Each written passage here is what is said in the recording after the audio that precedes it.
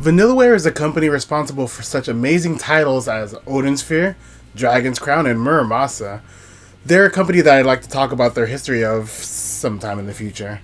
They actually released a game not too long ago that you might have heard of. It's called 13 Sentinels Aegis, and we're getting that pretty soon in the West, so let's talk about it. So Aegis was a game announced way back in 2015 at Tokyo Game Show. This featured the direction of George Kamitani, who also directed Odin's Sphere and Dragon's Crown, while the character art was handled by Yukiko Harai and Emiko Kida. Kamitani stated that development for this game started way back in 2013, if you could believe that.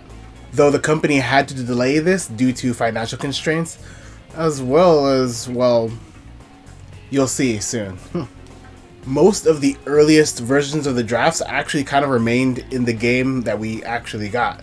However, there was some slight differences. Initially, the focus was going to be on female protagonists, and there's only going to be 7 to 8 characters. The original idea was to have characters who had superpowers, like a Japanese show on Fuji TV called Nighthead, but Kamitani thought that that idea wouldn't be too popular. The other aspect is that he wanted to create a game intentionally with sci-fi elements. The main sci-fi element he wanted was robots, and one of the biggest inspirations for the robot designs featured in Aegis is actually a weird, obscure movie called Robot Jocks. These robots are slim, athletic looking, just a little different from what you see in typical Japanese media, as well as them being a little industrial in how they look. It's just a slightly different aesthetic. One of the founding reasons why they even decided to incorporate robots to begin with is because this game was originally going to be a partnership between Vanillaware and a Japanese unnamed toy company. This toy company wanted to push merch and specifically an anime.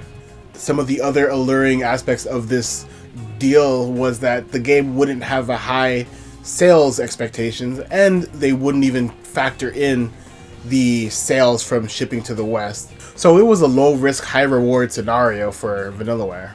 So if you're curious about the 13 in the name, in 2013 for the New Year's of that year, George Kamitani drew art, which featured 3 female protagonists, all of which ended up being characters that are playable in the final game. And because of that 13 as the new year, he decided that instead of 8 characters, he wanted to have 13 playable characters in the game. Funny enough, a lot of websites decided to show this art, but also give the stipulation that this art is not indicative of a sci-fi or mech-based Vanillaware game. It's hilarious, actually. Silicon Era even did it. I think it's funny as heck. Some of the major gameplay elements for this game was really inspired by one of Vanillaware's earliest titles, Grim Grimoire. Basically, what George Kamitani wanted to do was figure out how to take those ideas and basically do them better and have a better, more well-received title. This resulted in the game not only having the real-time strategy elements of gameplay, but also the exploration and adventure section. Part of the reason why they wanted to do real-time strategy so much was because most Vanillaware staff are actually huge fans of StarCraft. They did know that in Japan, however, real-time strategy is not very popular. So then marrying the real-time strategy with tower defense then resulted in a more marketable game, because in their minds, tower defense games are a pretty common and popular title genre for Japan. When we talk about the game, let's talk about the art a bit. So the art for this game is, really beautiful. The backgrounds are actually kind of unique as opposed to Odin's Sphere and Muramasa, for instance. The reason why it's more unique is because they couldn't actually reuse the assets in the same way they were able to do for those games. And they also try to do a complex way of doing depth. And by doing layers of 2D, and then lighting effects that affect each layer, it created a sense of depth that you don't really see in any games, maybe save for Dragon's Crown. And this is something that they worked very consciously on, is creating 3D effects and 3D levels of depth in a 2D plane, because one thing that Vanillaware prides itself on is the elevation of the 2D art genre for video games. And they want to kind of, be the people that hold that together. And I think they did a fairly good job for this game. So anyway, full development resumed in 2015. This was also the time that the partnership with that previous company ended, and Vanillaware was kind of at a loss. They didn't know what to do, so they approached Atlus because they had a successful partnership with Dragon's Crown. Atlus is actually credited as saving Dragon's Crown because without them, that game wouldn't have been made. So this project actually had a bunch of little errors that kind of resulted in a long development cycle, one of which being the addition of 13 characters as opposed to the 8, so that extra 7 or so characters resulted in more workload, and also the Vita version. So initially this game was announced to have a Vita version and a PS4 version, but they had to cut the Vita version in order for them to actually meet the deadline, which they didn't, and they had to push back anyway. And funny enough, Kamitani actually wanted to have a small dev team from the beginning, but with all of the new mounting ideas, he had to pull back so then he could actually work on writing, so he had less focus on the art, and 2, it meant that they actually ended up expanding the dev team to be basically everyone at Vanillaware, which wasn't what they wanted at first. One of the primary settings for this game is actually the 1980s, and Kamitani has a really simple explanation for it. And that's because he's not familiar with what it's like to be a teenager in the modern day. He didn't want to try to approach cell phone technology or any kind of like online culture. He wanted to do something that he was familiar with. So then he set the game in that era. As I said earlier, the 2 people responsible for the character art for this game are Yukiko Harai and Emika Kida. And one of the inspirations Kamitani wanted them to draw from was Akira Kagami. Akira Kagami was someone who was pretty popular in the early 80s, and one of the things they did was kind of marry the shoujo manga aesthetic for drawing females and really highly detailed mechs, which wasn't really a popular idea at the time, and it was really unusual.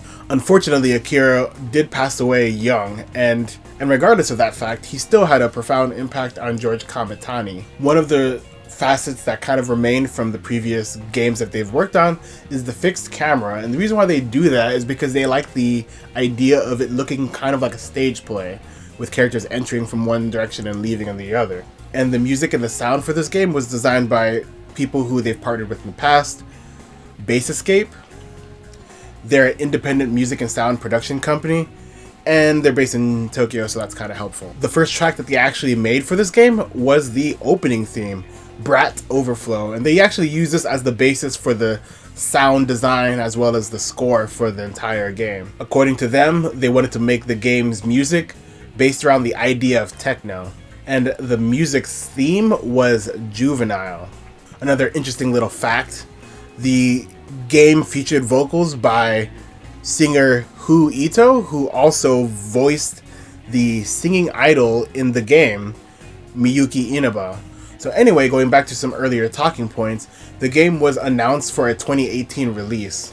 In 2017 at E3, it was actually featured heavily at the Atlus booth, taking up approximately half of the booth space. But obviously it didn't release in 2018. It would actually release the following year, and it was kind of weird because in that initial week, it sold pretty poorly, and George Kamitani was actually blamed heavily for the failure of the game. The main reason that they felt he failed was due to the idea of blending too many genres in a way that wasn't palatable for Japanese audiences. However, soon after, there became a swell of positive feedback from the community, people talking about how they couldn't put down the game, and they marathoned it through the day because it was so good. And that word of mouth actually boosted the sales numbers. And with that boost, it actually stayed in the top 50 best-selling games from November 2019 all the way up to January 2020. This resulted in about 59,000 units by the end of that year, and up until the point of early 2020, 100,000 units. This already meaning that they've exceeded their sales goals because they actually had low expectations for the game. I think this also is why we're getting all this merch now, the 1/4 inch scale figure, the Nendoroid and the Cospa merch. I think that's all in part due to the success of the game, the surprising success of the game. The game would win Best Scenario and Best Adventure Game for Famitsu, but it was also nominated for a bunch of other stuff, including Game of the Year and Best Rookie Game. It was also nominated at the Seiyun Awards, the only video game to be nominated for an award that year. Kamitani actually said that he would follow the court of public opinion, everyone's what they're saying on Twitter and social media, and he was just frankly really surprised with how well received the game was over time. It just kind of stood on its own merits. So let's talk about the game's actual gameplay and stuff a bit. So the game features 13 characters, and those 13 characters are all protagonists. The protagonists actually have intertwining plots, which I think is very interesting.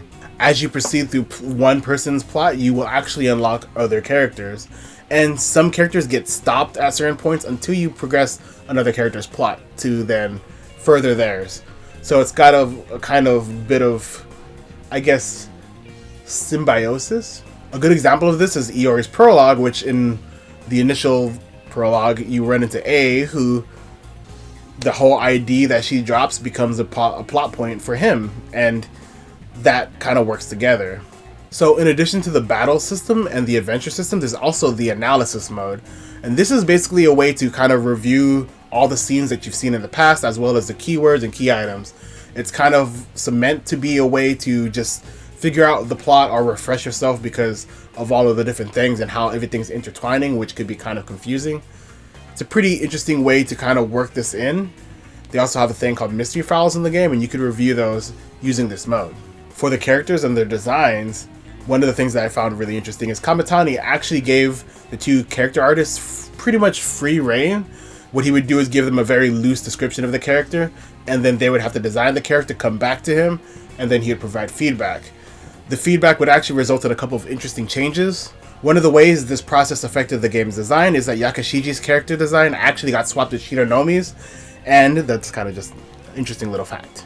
So the plot, in short, is essentially that 13 high school age people are dragged from their original timeline into this 80s aesthetic, and they're basically forced to fight aliens using these gigantic mechs the aliens are invading Earth, obviously. And like I said earlier, each character has their own plots and motivations, so it's all separate, but they all work together. So again, the game has 3 sections. The gameplay sections are divided into the adventure portion, the battle portion, and that review portion that I talked about. The adventure portion is essentially that 2D side-scrolling that we're familiar with. It also has a system where you have to make choices in the game, and you have to actually make the right choice. If you make the wrong choice, it'll end and you have to redo that scene. Could be frustrating in theory, but I think it might be fairly easy to manage. This is also where the cloud sync function comes into play. This is where you're introduced to a slew of different words. You have to choose them to then proceed correctly. The next part of the game is the battle system. This is where you get to choose up to 6 different mechs, sentinels if you will, and you get to just battle them out. Essentially, you're trying to defend a tower, and the aliens are trying to destroy it. If all of your sentinels lose, then you lose that fight. The whole idea is that each sentinel has strengths and weaknesses. Some are good against flying enemies, some are good against ground enemies, some are more support, some are more offense, and you have to balance that with also the equipment that you can get. Also, you have to take into account that the different characters also level up separately, and them leveling up unlocks skills that can make the game easier, essentially. All that being said, Aegis Rim is set to release September 22nd in the West, bar they don't do another pushback. Hope you guys didn't mind this not Megaten video, because I know that my channel is literally just Megaten. But I want to do something else. This is not Megaten. It's like my Angel's Egg video. Sorry. Don't worry though, there'll be more Megaten content coming soon. So I guess goodbye, fellow Megatenists. Or actually, goodbye, Aegis Rimmers. Okay, please don't take that out of context. Anyways, goodbye.